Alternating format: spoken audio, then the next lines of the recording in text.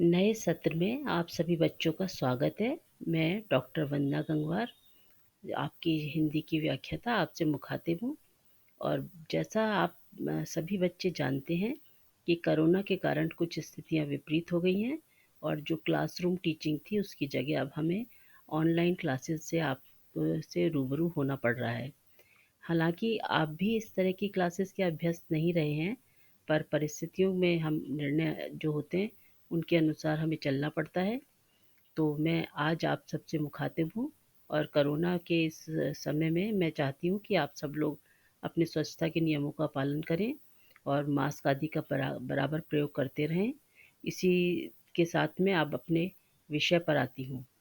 और मेरा जो विषय है आज का सेकेंड ईयर के स्टूडेंट्स के लिए है। और जो फर्स्ट पेपर से संबंधित मैं आज आपसे रीतिकाल के काव्य के बारे में बात करना शुरू कर रही हूँ।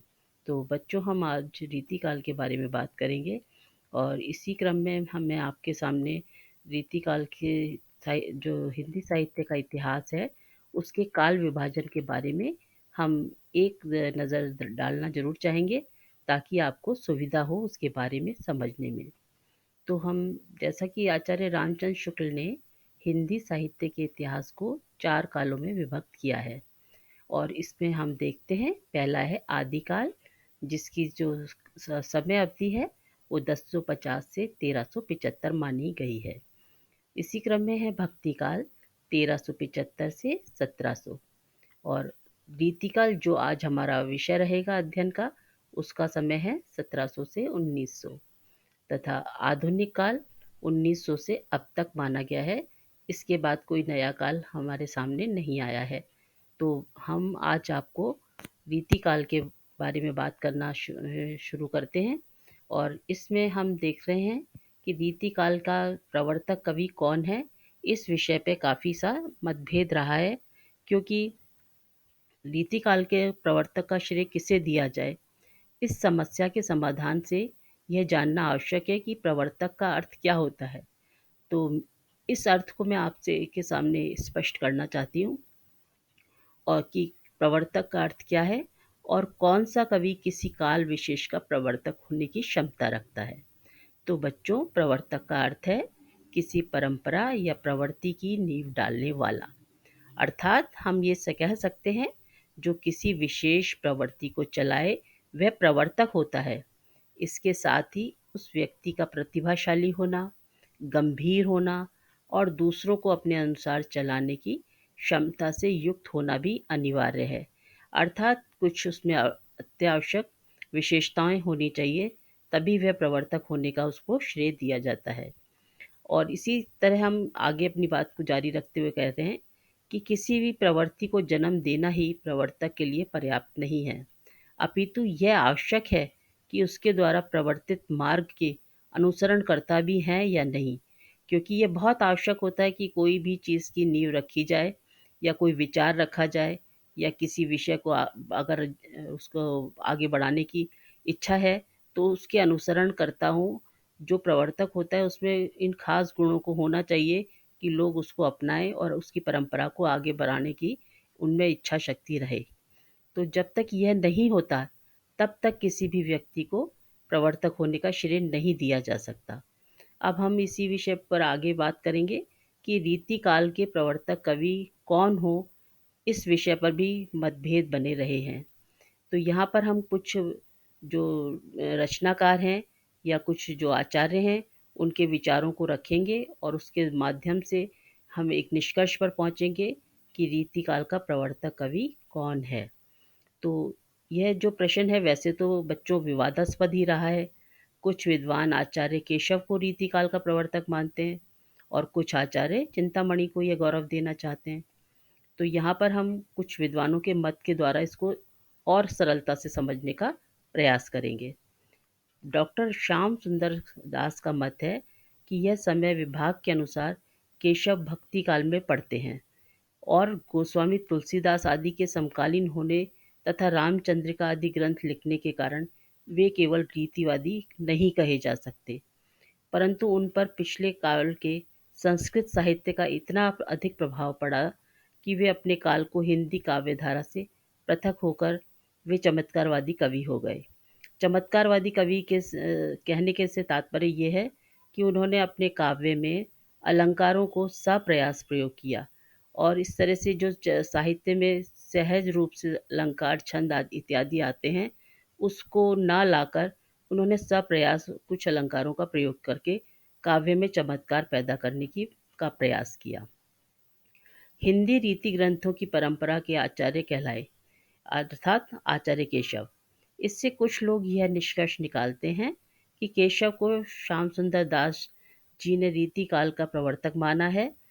वस्तुतः यह निष्कर्ष निकालना उचित नहीं है, क्योंकि हमें और आगे विद्वानों के मतों को समझना भी उचित रहेगा। इस कथन से यही स्पष्ट होता है कि केशव ने रीति ग्रंथों का सृजन किया और उसमें वे आदि आचार्य हैं। यद्यपि श्याम सुंदर दास का ऐसा मानना भी निराधार है, क्योंकि केशव से पूर्व भी कई रीति ग्रंथ लिखे गए हैं। उदाहरणतः हम कह सकते हैं सूरदास का साहित्य लहरी, नंददास का रसमंजरी और कृपाराम का हित तरंगिणी आदि। हाँ, यह बात हम अवश्य कह सकते हैं कि इन ग्रंथों में काव्य शास्त्र का गंभीर व सांगोपांग विवेचन नहीं हुआ है। अर्थात सांगोपांग का स्पष्ट कर देना चाहती हूँ मैं कि शुरुआत से लेकर आखिर तक पूरा का पूरा ज्यों का त्यों। तो पहले पहल इस पद्धति पर रचना करने वालों में आचार्य केशव का ही नाम आता है। उनकी रचित रामचंद्रिका तक में यही प्रवृत्ति हम आसानी से देखने को मिलती है। तो इसी क्रम में मैं आगे और आपको थोड़ा-सा स्पष्ट कर दूँ विभिन्न मतों के बारे में। आचार्य रामचंद्र शुक्ल का भी मत हम यहाँ समझना चाहते हैं कि रामचंद्र शुक्ल का मत उपयुक्त मत के विपरीत है, यानी श्याम सुंदर दास के मत के विपरीत है। उनकी दृष्टि में रीति काल के प्रवर्तक आचार्य केशव न होकर चिंतामणि हैं। शुक्ल जी यह मानते हैं कि केशव दास ने काव्य के सभी अंगों का निरूपण शास्त्रीय पद्धति पर किया है, इसमें संदेह नहीं है। काव्य रीति का सम्यक विवेचन और समावेश पहले पहल आचार्य केशव ने किया। यह मानकर भी शुक्ल जी आचार्य केशव को रीति काल के रीति ग्रंथों के प्रवर्तक का श्रेय देने में हिचकते हैं। वे कहते हैं कि हिंदी में रीति ग्रंथों की अविरल अर्थात लगातार बिना रुके हुए अबाध रूप से और अखंडित परंपरा का प्रवाह केशव की कवि प्रिया के प्राय 50 वर्ष पीछे चला है। ये इस तरह से ये उनका अपना एक मत है और केशव के आदर्श को लेकर नहीं है उन्होंने कहा। प्रश्न है आखिर शुक्ल जी की इस मान्यता का आधार क्या है? तो ये जिज्ञासा आप सब लोगों को भी होगी कि शुक्ल जी क्यों ये चाहते हैं कि केशव की जगह चिंतामणि इस काल के प्रवर्तक हों। तो यहाँ हम समझना चाहेंगे इससे इसके स्वरूप को कि आचार्य शुक्ल का ये मत अवलोकनीय है कि साहित्य की मीमांसा प्राय बढ़ते बढ़ते जिस स्थिति पर आ पहुंची है, उस स्थिति से सामग्री न लेकर केशव ने उसके पूर्व की स्थिति में सामग्री ली थी। तो हम यहाँ पर ये और यह भी कहना चाहेंगे कि केशव दास के उपरांत रीतिकालीन या तत्कालीन रीति ग्रंथों की परंपरा चली नहीं। कवि प्रिया के 50 वर्ष पीछे उसकी अखंड परंपरा का प्रारंभ हुआ। यह परंपरा केशव के दिखाए हुए पुराने आचार्यों, उदाहरण के रूप में मैं आपको बताऊंगी वे आचार्य कौन से हैं, भामह, उद्भट आदि के मार्ग पर न चलकर परवर्ती यानी बाद के आचार्यों के परिष्कृत मार्ग पर चली। काव्य के स्वरूप और अंशों के संबंध में हिंदी के रीतिकार कवियों ने संस्कृत के इन परवर्ती आचार्यों का मत ग्रहण किया। हिंदी के रीति ग्रंथों की अखंड परंपरा चिंतामणि त्रिपाठी से चली। अब यहाँ पर कतिपय विद्वान ऐसे भी हैं जो केशव को बहुमुखी प्रतिभा का धनी मानकर यह प्रमाणित करते हैं कि केशव तो रीतिकालीन सभी प्रवृत्तियों के समर्थक हैं। तो यहाँ पर केशव जो कवि हैं वह ही केवल रीति परंपरा के समर्थक या प्रवर्तक नहीं ठहरते हैं, परंतु रीतिकालीन साहित्य में उपलब्ध होने वाली अन्य प्रमुख प्रवृत्तियों के भी प्रवर्तक ठहरते हैं। इस तरह हम निसंकोच भाव से कह सकते हैं कि रीति परंपरा को सुप्रवर्तित और पूर्णतः प्रतिष्ठित करने का श्रेय केशव को है। तो इस तरह से हम आगे यहाँ यह सिद्ध होता है कि रीति काल के प्रवर्तक कवि केशव हैं और उनको सर्वमान्य कहा गया है। अब हम आगे आपसे रीति का अर्थ के बारे में बात करेंगे। तो जो रीति काव्य का अर्थ है, इसको स्पष्ट करना चाहेंगे शाब्दिक अर्थ क्या है और विभिन्न विद्वानों द्वारा रीति की परिभाषा। तो जो रीति वैसे शाब्दिक दृष्टि से हम देखा जाए तो रीति का अर्थ है शैली, परंपरा, प्रणाली या पद्धति। संस्कृत में रीति को विशिष्ट पद रचना कहते हैं। यह विशिष्टता गुणों पर आधारित है, जैसा कि रीति सिद्धांत के प्रवर्तक वामन का मत है। रीति का दूसरा संबंध पद रचना से है, जो कि समास पर निर्भर है। अतः हम कह सकते हैं कि कुछ आचार्यों ने समासहीनता और दीर्घ समासता के रूप में रीति को देखा है। आचार्य कुंतक के बारे में भी यहाँ बात करना उचित रहेगा कि कुंतक ने रीति को मार्ग कहा है, या अर्थात रास्ता, जिसका मूल आधार कभी स्वभाव है। आचार्य विश्वनाथ ने इसे रस का उपकार करने वाली कहा है। तो हम इसी क्रम में हम आलोचक डॉक्टर भागीरथ मिश्र के अनुसार रीति शास्त्र का तात्पर्य उस लक्षण देने वाले या सिद्धांत चर्चा करने वाले ग्रंथों से हैं जिसमें अलंकार, रस, वक्रोक्ति, ध्वनि आदि के स्वरूप, भेद, अवयव आदि के लक्षण दिए गए हों। इस परिभाषा के अनुसार रीति शास्त्र के अंतर्गत सिद्धांत रचना तथा काव्य लक्षण प्रस्तुत करने वाले सभी प्रकार के ग्रंथों को सम्मिलित किया जा सकता है।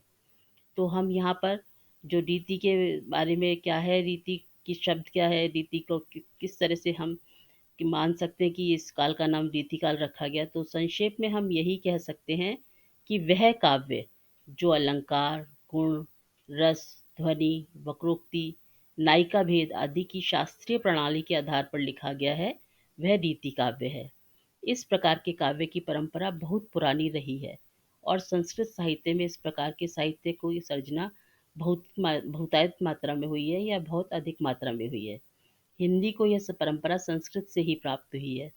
तो युग विशेष की परिस्थितियों ने समय समय पर तत्कालीन चिंतन धारा को प्रभावित किया है और जो प्रवृत्ति प्रमुखतः सर्वमान्य रही अथवा जिसका सार्वजनिक अनुकरण किया गया, उसी के आधार पर युग विशेष का नामकरण आदि किया जाता है। तो यहाँ पर हम देखते हैं कि जो रीति है उसको किस रीतिकाल नाम जो दिया गया है उसके अर्थ को हमने यहाँ स्पष्ट किया है और उसको समझा है, तथा इस तरह से हम आगे जो है कि इसके नामकरण के बारे में बात करेंगे अगले व्याख्यान में। तो आज हमने जो बात की है वह जो की है कि इस रीति के प्रवर्तक कौन है, रीति का अर्थ कौन है, और अगले व्याख्यान में हम आपसे बात करेंगे कि रीतिकाल के नामकरण को लेकर जो मत हैं और वह इसका नामकरण रीतिकाल क्यों दिया गया, उसके बारे में विस्तार से चर्चा करेंगे। तब तक आप इस विषय का अध्ययन करिए। धन्यवाद।